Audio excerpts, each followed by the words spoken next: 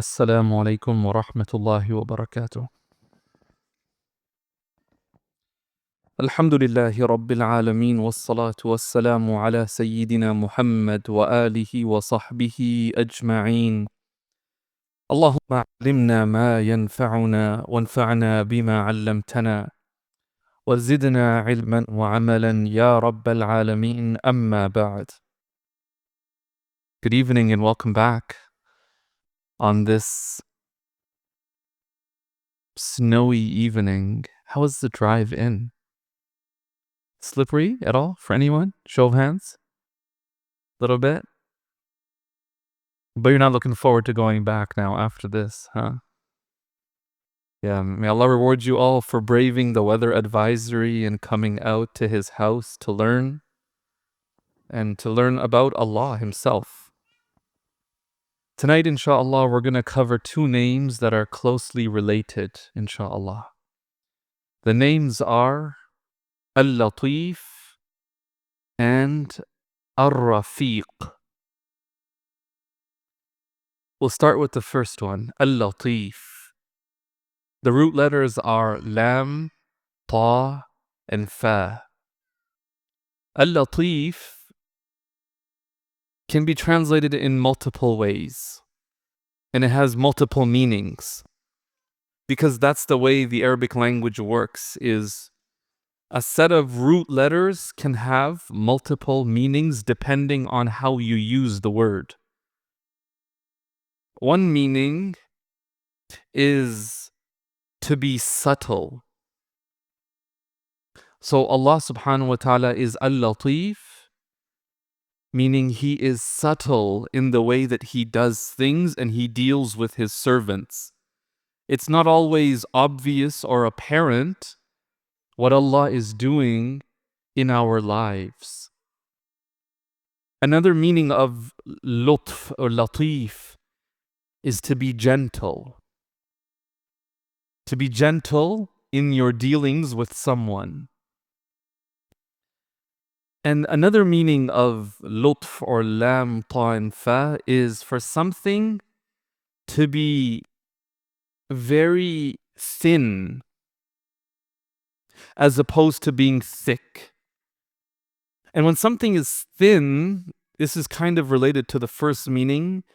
It tends to be a little hard to identify and see.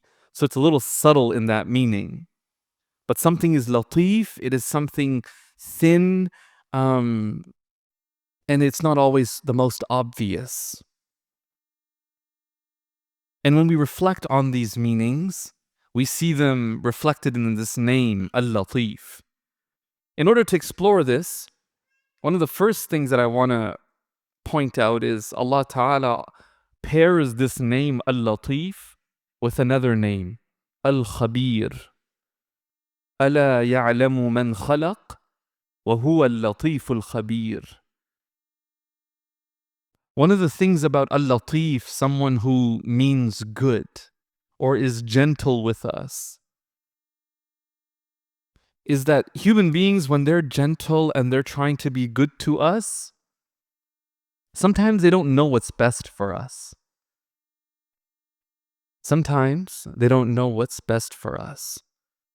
That's always the challenge for parents, always, is am I being too permissive? Am I being too strict? It's really hard. Sometimes you try to put your foot down and you're trying to be a little firm because you think that's what's best. Other times you're being a little bit more lenient, and again, you're not sure. Am I perhaps not being as firm as I should be? Human beings don't always know what's best for someone. Allah Ta'ala, in His gentleness, He is Al-Khabir. He knows what's best for us.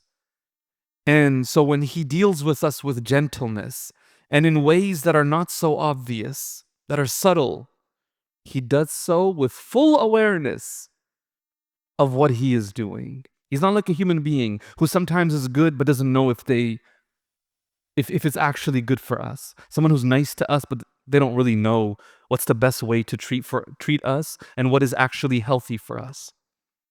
And so what we can do is rest assured in knowing that when we deal with Al-Latif, we're dealing with a being who knows us and knows what is best for us. I want to explore one place in the Quran, a story at the end of which the name of Allah, Al-Latif, comes. And this is in Surah to Yusuf, the chapter of the Prophet Yusuf. And it's interesting because Allah tells the story of the Prophet Yusuf chronologically, one after the other, all the different incidents that happened. And when you hear the story of the Prophet Yusuf, naturally, you really are amazed at the patience of the Prophet Yusuf and his father. One scholar, he said, when we read the story of the Prophet Yusuf, we often focus on the Prophet Yusuf, right? We focus on the Prophet Yusuf. And sometimes we focus on his father. And one scholar pointed out, but this story is equally about the brothers of Yusuf. What's the story of the brothers? They started off very jealous. They started off making a big mistake, taking their brother, throwing him into a well, going eventually to stand before him, ask him for help. They lied to their father. They did so many things wrong. But ultimately, at the end, what do you see? When everything, comes and all paths unite at the end, the brothers are remorseful. They ask forgiveness. In the story of the Prophet Yusuf, we also learn there is redemption when a person makes many, many mistakes. Now, if we look at the story of the Prophet Yusuf himself, one amazing thing is his ability to just keep moving forward. SubhanAllah, like we get irritated really easily, right?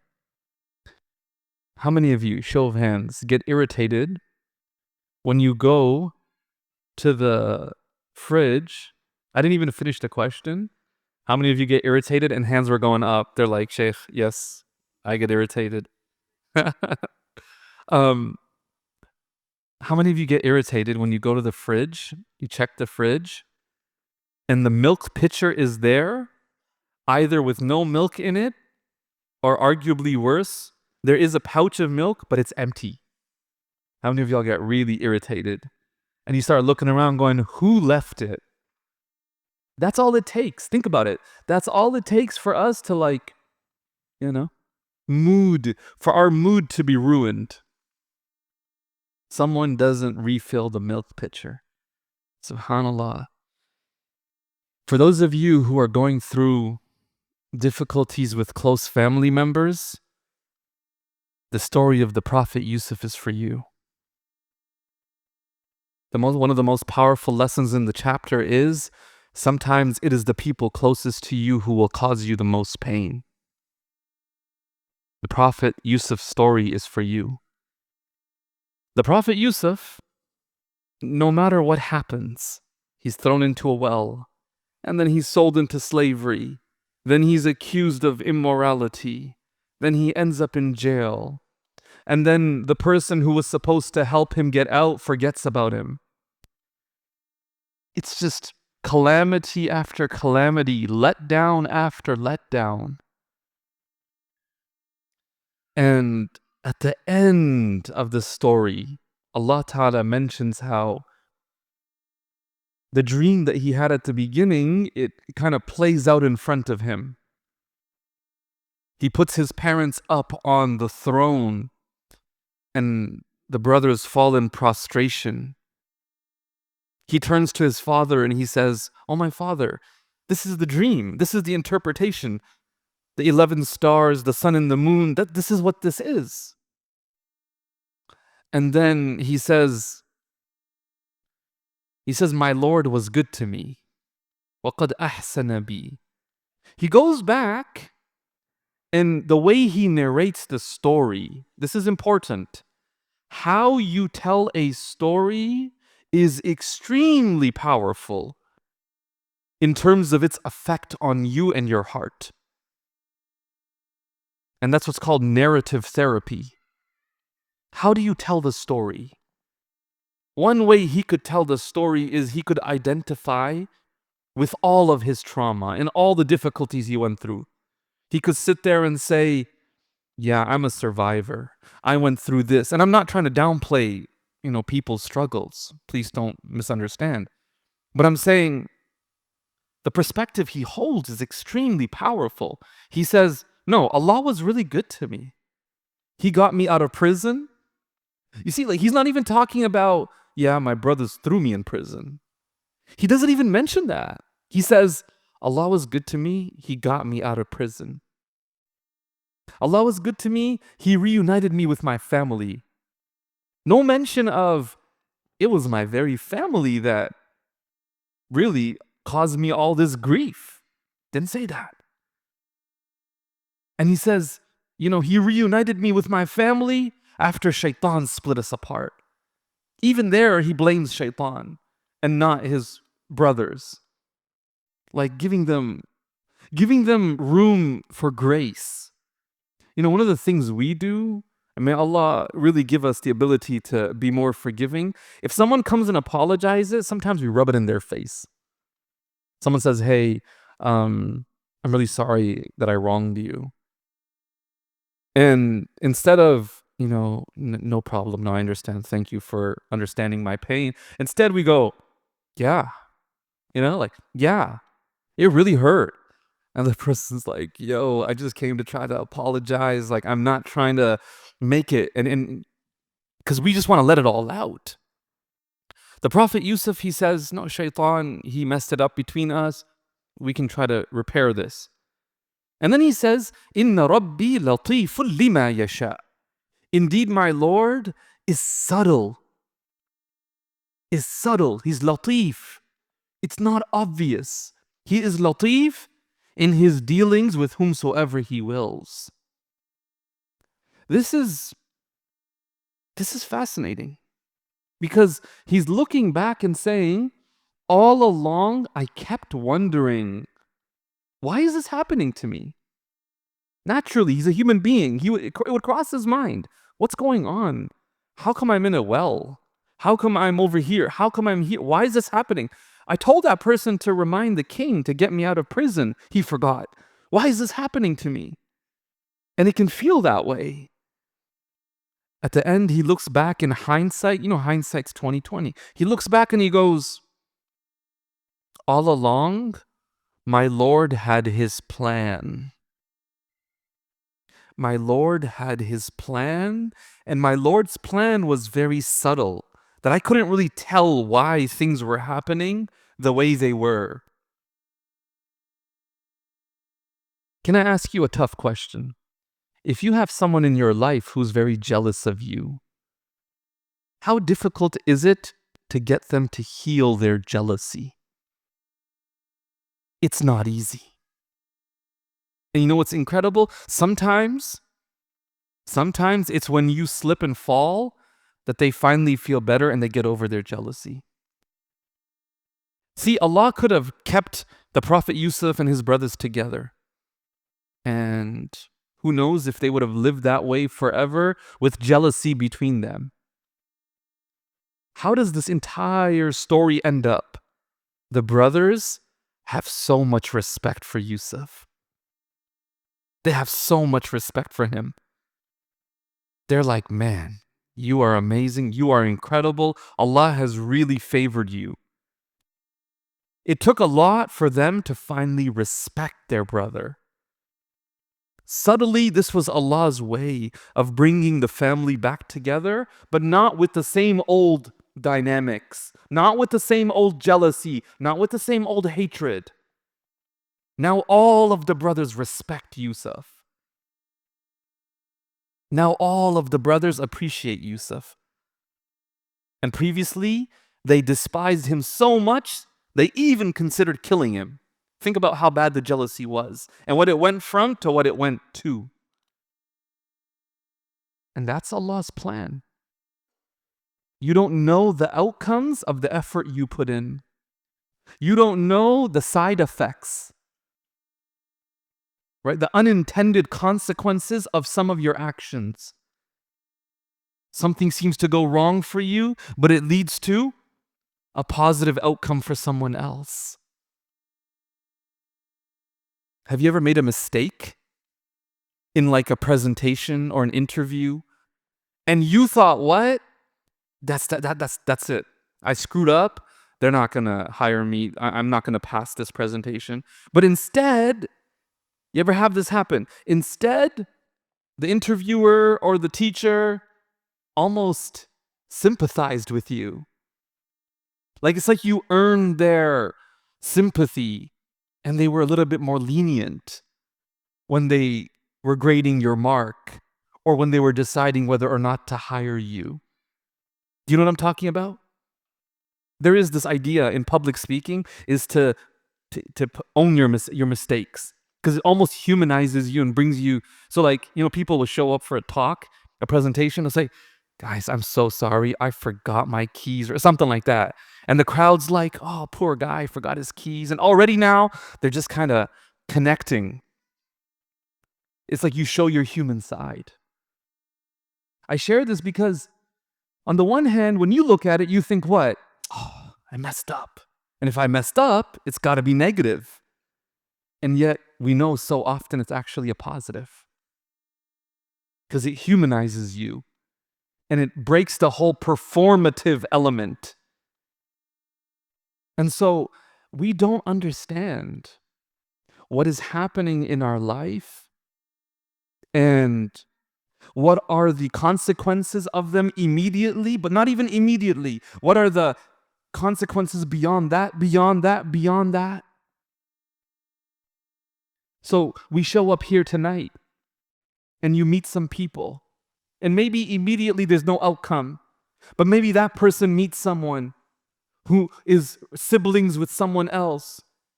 And then you meet them another time somewhere else and they introduce you to somebody and you end up with a job where then you go and move to a different city. Do you see how life is absolutely fascinating in that regard? You don't know what saying salam to one person in this masjid could mean. Outwardly, it just looks like I went and said salam.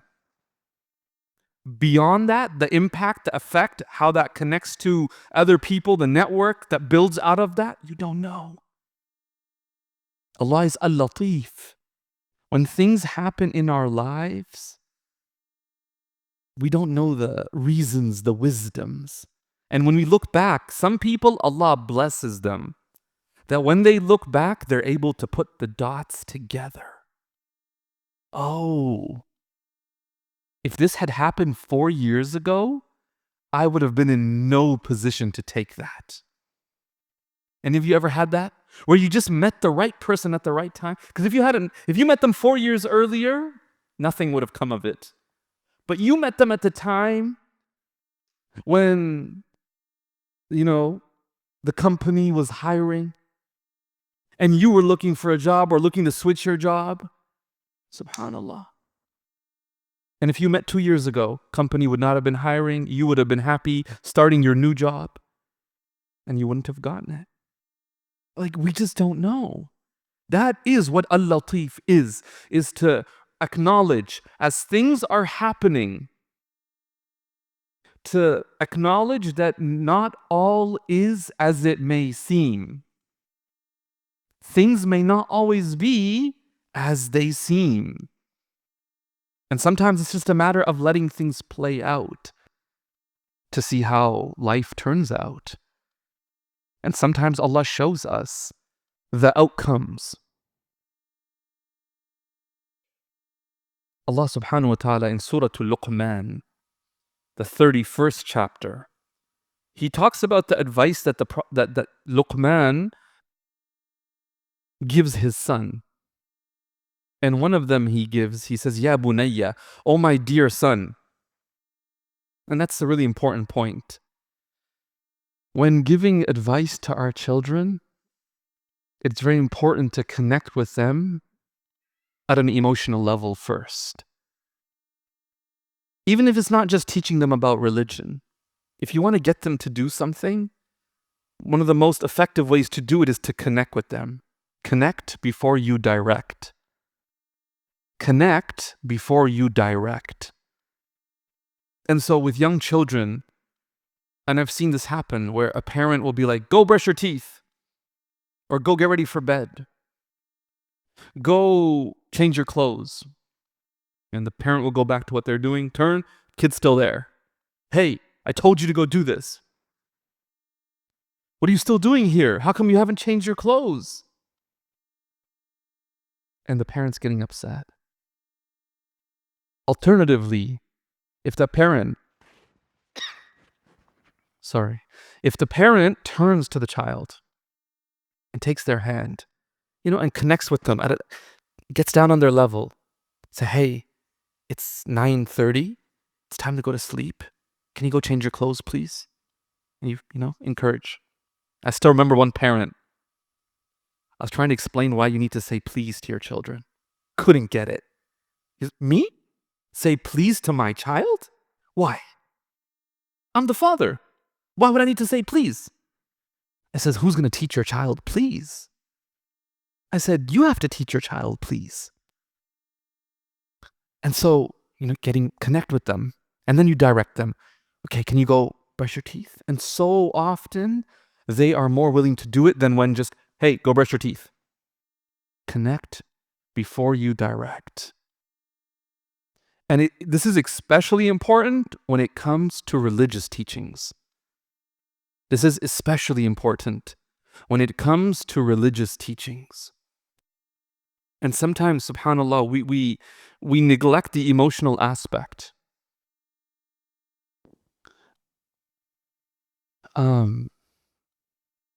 So my children and I, we read a seerah book almost every day. We try every day, but we miss days. And we're reading it, but we make very little progress because our children have so many questions. They have so many questions, right? So this morning I'm trying to explain idols to them, like what's an idol? And the whole time they're just laughing. The absurdity. So you get clay, you build this thing, and then you pray to it? And they just couldn't get it. They're like, why would you do that? It just seems so foolish. And me, I'm like, exactly, right? But subhanAllah, I was just thinking about it. One is the actual lesson you're trying to impart. But my children, they sit like, we all kind of like just sit on the sofa, like cuddled together like that. And to me, that's probably even more important than the specifics of the seerah. The specifics will come. They will study, inshaAllah. May Allah grant all of us the tawfiq and the ability, and may He grant our children the ability. We will study the seerah and the biography of the Prophet ﷺ till we die, over and over again. But those moments where when they think about religion, they think about it in a very positive light. They think about it connected to the idea of their love for someone that they look up to.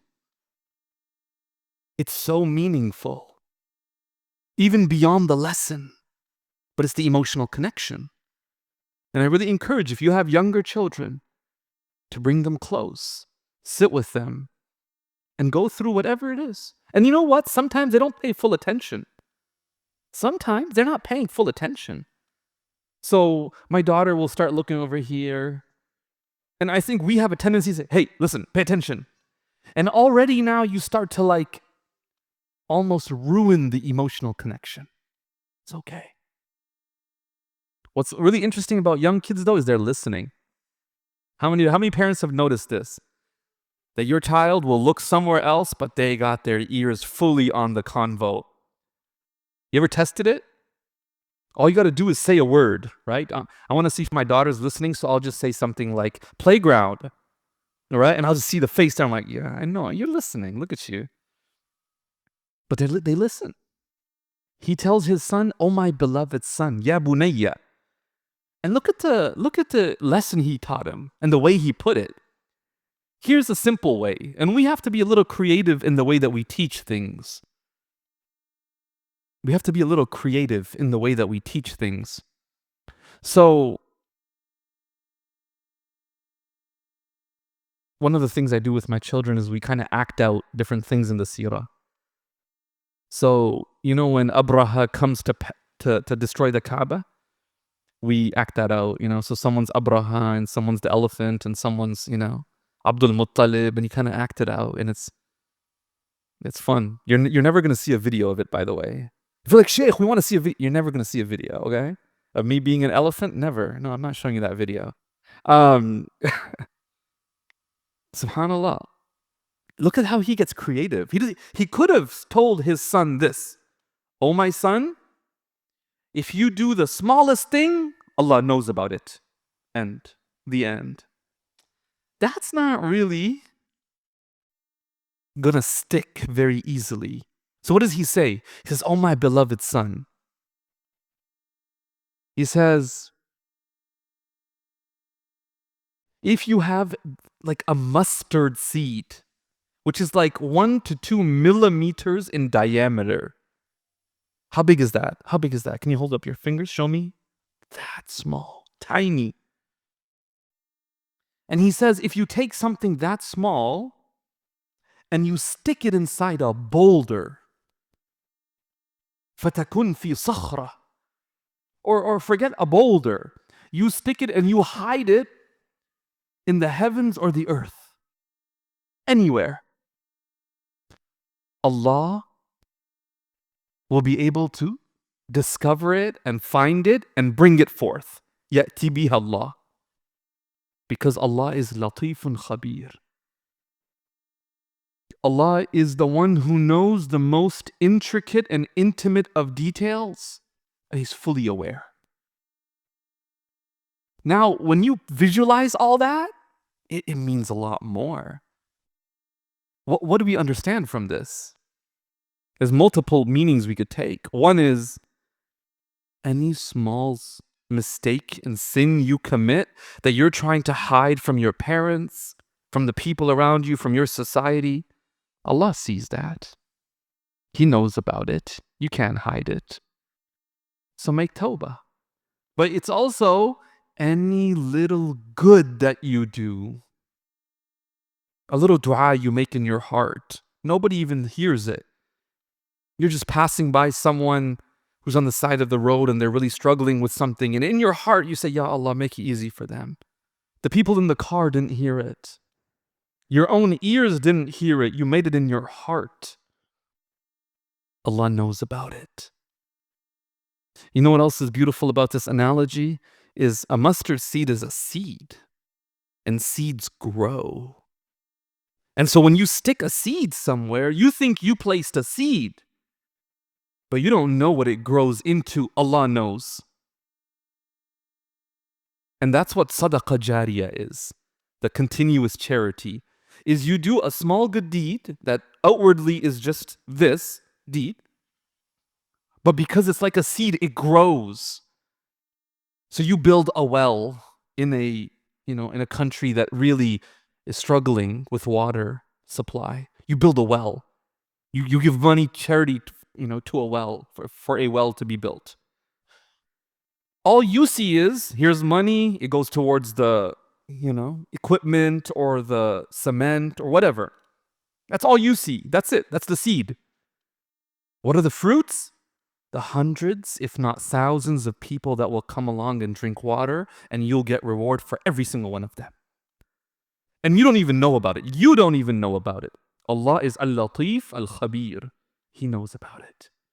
He knows how many drops of water were consumed. Not how many people drank, but how many drops each one of them drank.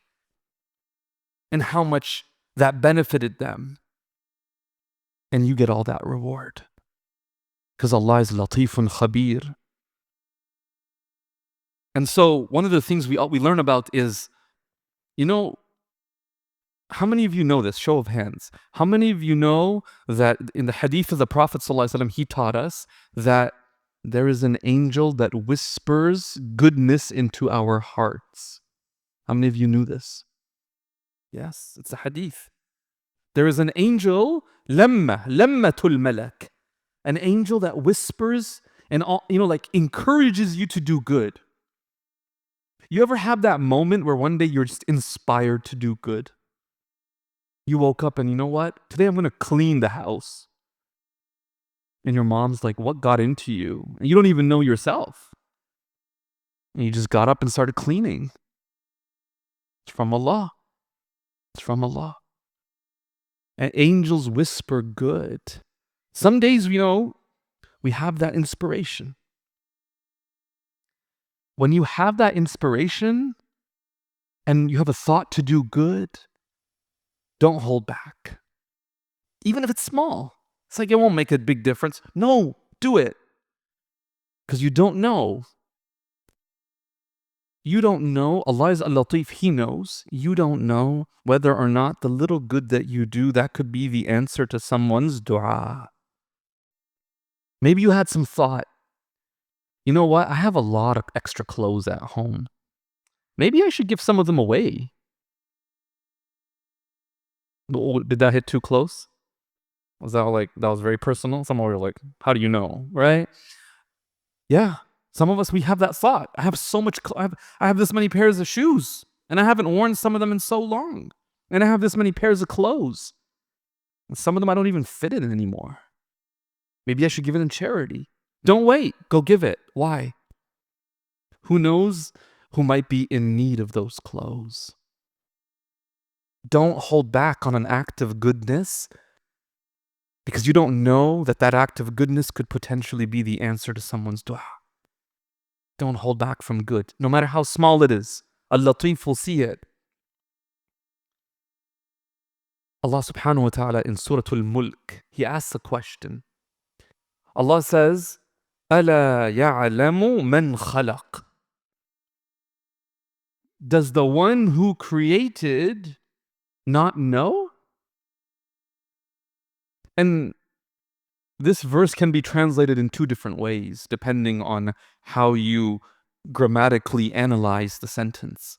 It can be translated as, does the one who created not know? Would he not know? Allah created. Of course he would know about his creation. He created them. But another translation would be, does he not know those whom he created? Does he, yani Allah, not know those whom he created? And Allah says, وَهُوَ اللَّطِيفُ الْخَبِيرُ. He is the most subtle, the one who knows the most intricate of details, the all-aware Al-Khabir. Allah doesn't answer the question. You see that? He doesn't answer the question. He just says, does Allah not know his own creation? And he just leaves it at that. He would do that because the answer is so obvious. Of course Allah knows. And that's the beauty of our relationship with Allah, is you don't always have to explain everything. Have you ever just not shared something because you're like, I don't even know where to start? Someone says, hey, what's wrong? You're like, yeah, this happened. Whoa, wait, why did that happen? You know what? I don't even know where to start with this. I'm just not in the mood. It is too much to go back to the beginning, give all the backstory to explain why you're in the mood that you're in. With Allah, you don't have to do that. Allah created you. He knows. Even before the words reach your tongue, He knows the pain of your heart. He's Al-Latif. He is Al-Latif. The next name that I want to connect to is Allah's name Ar-Rafiq. In the hadith of the Prophet ﷺ in Sahih Muslim, he says, sallallahu alayhi wasallam, Inna Allah Rafiq. Verily Allah is gentle. So this has the pure meaning of gentleness. Latif also has the meaning of gentleness, but coupled with subtlety, coupled with intricacy, with knowledge. Rafiq is gentle. Rif. And Allah is gentle, yuhibbu rifq, and He loves gentleness. And then He says, subhanallah, وَيُعْطِي عَلَى الرِّفْقِ مَا لَا يُعْطِي عَلَى الْعُنْفِ. Allah gives reward for gentleness such that He would never give the same reward for someone being harsh. Now, we learn that if you lack gentleness, it has great consequences. How gentle is Allah with us? How gentle is He with us? Have you noticed how the human being has the ability to select what they want to focus on? Can you imagine you were aware of everything all the time? Like very consciously aware? Do you understand what I mean by that? We have the ability to direct our attention and focus on certain things at a certain time. It's called selective attention. So right now, from most of you, as I'm speaking, your focus is directed towards me. You're not really thinking about what's happening over there with that bookshelf. It's been there, but you've chosen to kind of just ignore it. Think about when you go to a new place. Imagine the first time you stand in Times Square in New York City. What do you feel? What do you feel? What's the word to describe how you might feel in that moment, your first time there? Wow, okay. What else? Overwhelmed, right? Overwhelmed. Too much input. Where do you look? Here, here, here, there? Where do you look? Up. You could look up. But what about down? Right? What about left? Right? What about right in front of me? Where do you look? You could look anywhere. And we try to look everywhere. When we get used to a place, we start to cancel out certain things and selectively choose to focus on certain things. If you didn't do that, you'd be exhausted. You would be absolutely exhausted. Because you would constantly be trying to take in everything all the time. How many of you remember this? The first time you went for Umrah? Your first Umrah was a blur. How many of you remember that? Like a blur. You couldn't remember. It was too much going on. You're just trying to focus on, okay, am I doing everything right? Did I do the salam, prop, istilam? Am I going the right way? Am I going to lose my group? I don't want to get run over by the huge groups of people from other countries, that's come running through. And you're just so much going on. And in all of that, you're trying to focus on your relationship with Allah. It's hard. It's very common. The first Umrah people do ever, it's like a blur. They don't remember. It's just too much to focus on. The second time they come, they're able to focus. Because they don't have to worry about what are we doing. They know from the first time, the second time now that they're doing it, they can just focus on a few things. They don't have to look here and there and there and there. They know what they're doing. This is a blessing from Allah. His gentleness in enabling us to block stuff out and just focus on a few things so that we're not constantly exhausted. The way that Allah did not make us have to focus on our digestion. You ever thought about that? Imagine you had to actively digest your food. You know how you have to actively eat? Imagine then after eating, you have to focus on okay, let me send it there, right down to my kidney. Yeah, okay, right there. And you're just, it's yo, what are you doing? It's I'm just digesting my food, right? What a blessing. What a blessing from Allah. You just eat and then you just go back to work. And your body does its thing. Allah's gentle with us. We're not constantly, how many of you have lost someone dear to you where the first few weeks, months, maybe even a year was very difficult? But gradually, Allah gives you the ability to move on. Not move on, but move forward. You never move on, but to move forward. Because if you don't have that ability, how do you function? But gently, Allah Ta'ala moves you forward. Rafiq. Rafiq. One of the meanings of Rafiq is also your friend. Because your friend, a true friend, is gentle with you.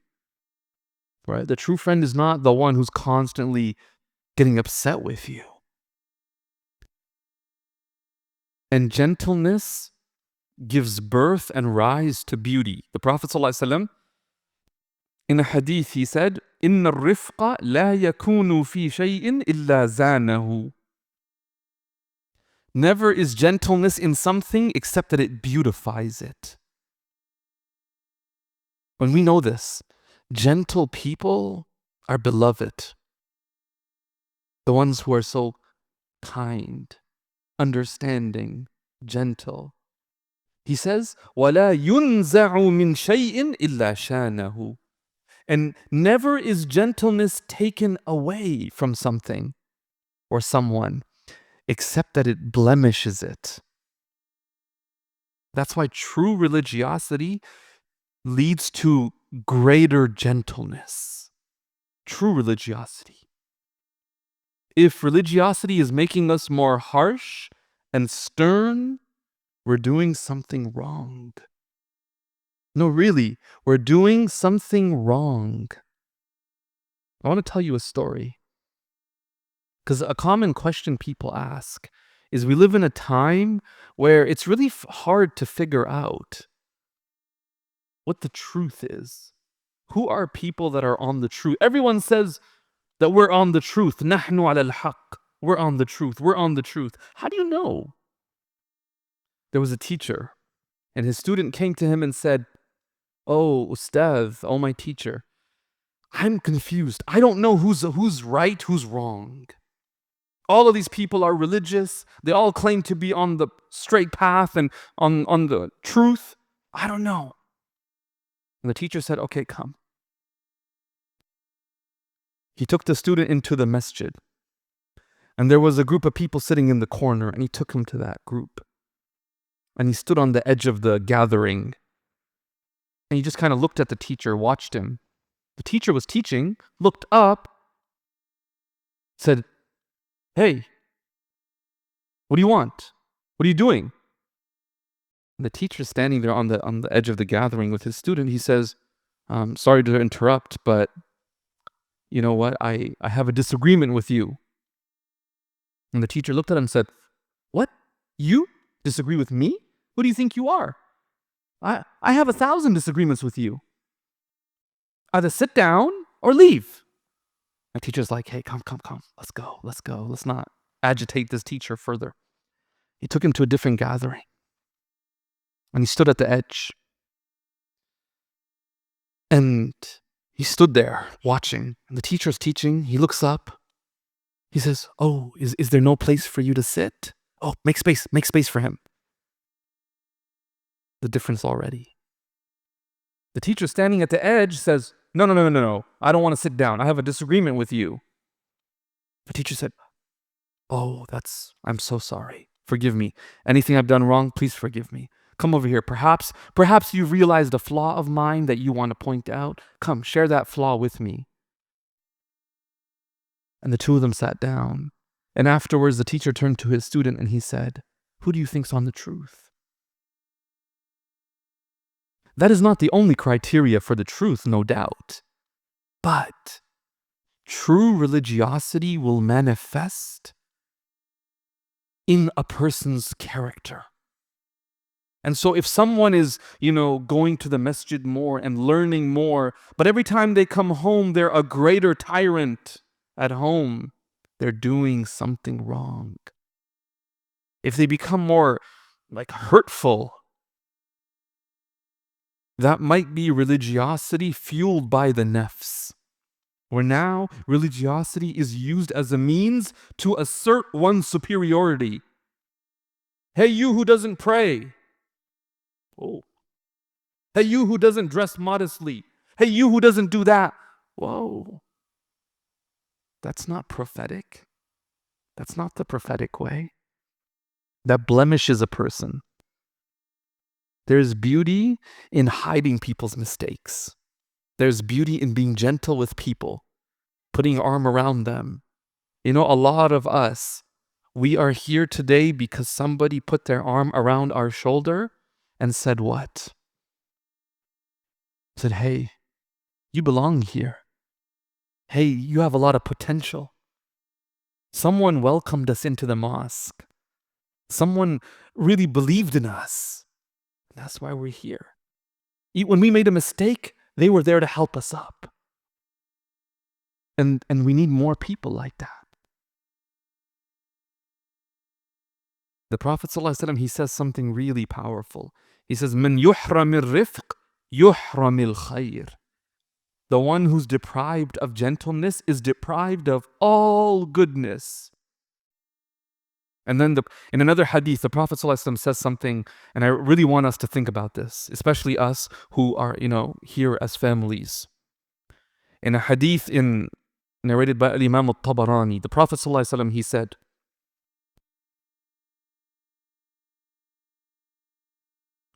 said, "Ma min ahli baytin yuhramun al-rifq illa qad hurimu." Whenever a household is deprived of kindness or gentleness, then that household has been truly deprived. In Urdu, you have this word, mahroom. Mahroom, to be deprived. He says, truly deprived are people who don't have gentleness and kindness in their home. And I'm not trying to point fingers at anybody, but we do have to ask ourselves, if our children don't want to be at home, they're doing their best to avoid coming home, maybe we have some work to do in fostering a more kind and gentle environment in our homes. Because a lot of us can complain about our children. Why are they out there doing this and out there doing that? Why are they late coming home? Maybe they're trying to avoid something. Maybe at home when they come, we're just picking on them, nagging them. Did you do your work? Did you do this? Did you do that? I'm not denying that sometimes you have to sit your child down and explain to them, but double the amount that we try to hold them accountable, we need to show them love. How are you? How are you doing?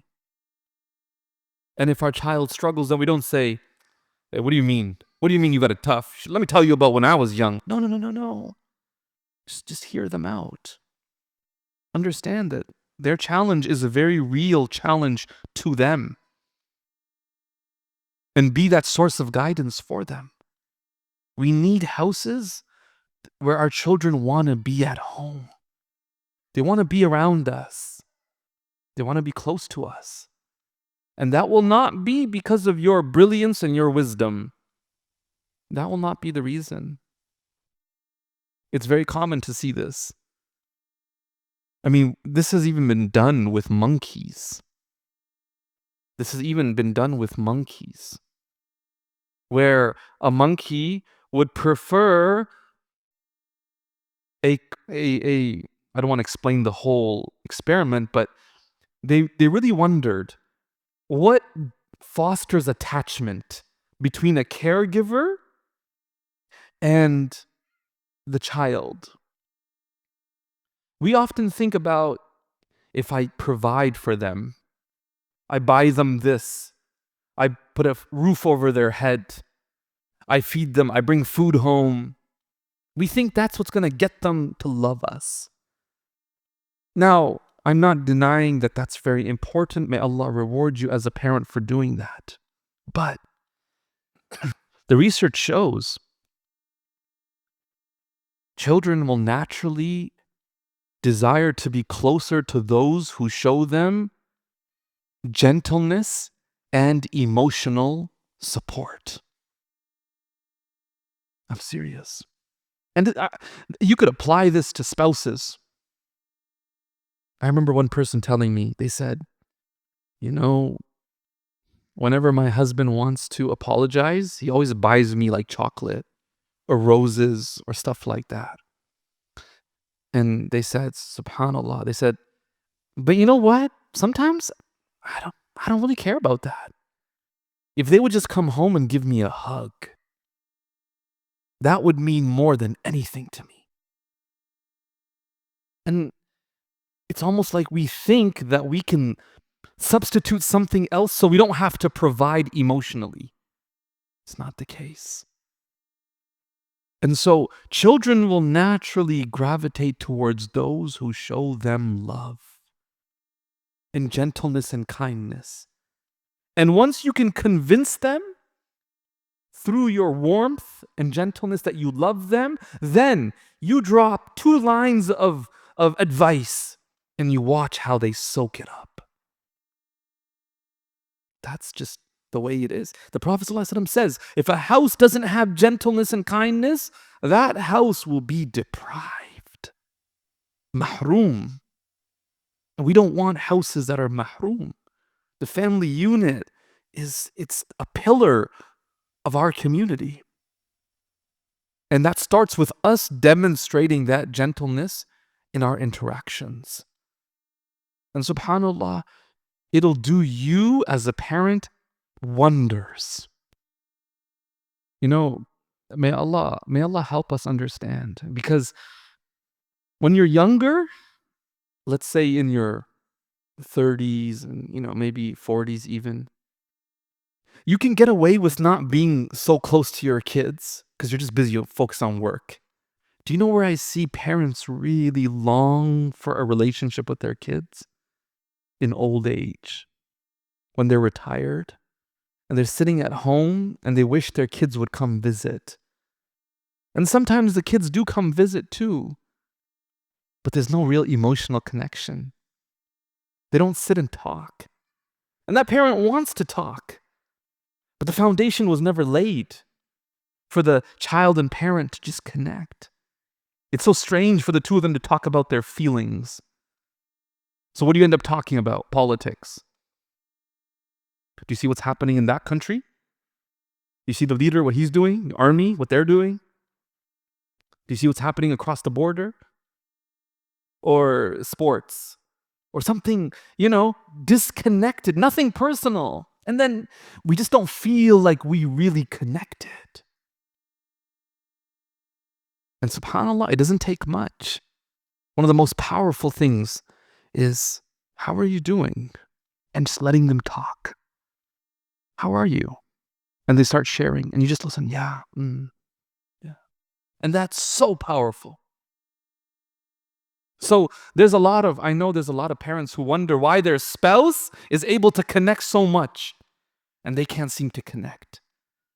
And it's usually because the spouse has learned to just show that warmth and gentleness. And you could do it too. You can do it too. And we have this fear. Here's the thing. We have this fear. If I'm too gentle, they'll walk all over me. No. Because your words carry more weight. And there's a lot that we could say here. Because the relationship between a parent and a child is also greatly impacted by the relationship between the spouses. This is a very important point, and I won't go off topic, but if the husband and wife don't have a close relationship, then each of them will try to fulfill their emotional needs through their children. And then you suffocate your children. And then when the time for marriage comes, you can't even let them go. You can't let them go. And you see their spouse to be stealing them from you. Why? Because you as a parent are so attached to them. They are your emotional crutch. Why? Because the actual person who was meant to be the emotional support, your spouse, is not doing it. And that's where, as parents, we cannot neglect our relationship with our spouse just because we have kids. No. Big mistake that we make. We do it in the name of do everything for the kids. You cannot offer anything if you have nothing. It doesn't become you offering love to your kids. It becomes you being dependent on your child. And then you have the parentified child. And you don't want that. I want to share one last hadith here before we wrap up. We often think, okay, I'm going to be gentle, I'm going to be kind. And I'm going to be gentle and kind to who? To nice people. And the Prophet ﷺ teaches us in a hadith narrated by both Imam al-Bukhari and Imam Muslim that on one occasion, a group of people came to visit the Prophet ﷺ. And when they came inside, they said to him, Assalamu alayka. Assalamu alayka. Which translates to, may death be upon you. They're trying to be clever. And Aisha radiyallahu anha was standing there. As she came along, she said, Bal alaykum as-samu wal-la'natu. She said, you know what? No. May death be upon you, may you be cursed. She defended the Prophet ﷺ. And the Prophet ﷺ says, Ya Aisha, Inna Allah Rafiq. Oh Aisha, Allah is gentle. يحب الرفق في الأمر كله. And He loves gentleness in everything. And he said to her, did you not hear what I said? What they said? She says, oh Prophet of Allah, did you hear what they were saying? They were like wishing death upon you. He said, no, I heard them, but I was just saying wa alaykum, and upon you, and upon you. And in another narration, he tells her, oh Aisha, be gentle. Who's he telling her to be gentle with? Who's he telling her to be gentle with? People being nice to the Prophet? No, people who are cursing and saying like the worst things. And he's like, no, Aisha, be gentle. Subhanallah. So, the names Al-Lateef and Ar-Rafiq, to kind of sum it up, one way, a few ways that we live with these names. One is, as life is unfolding before us, and we think we understand what's happening, always understand. Allah is Al-Lateef.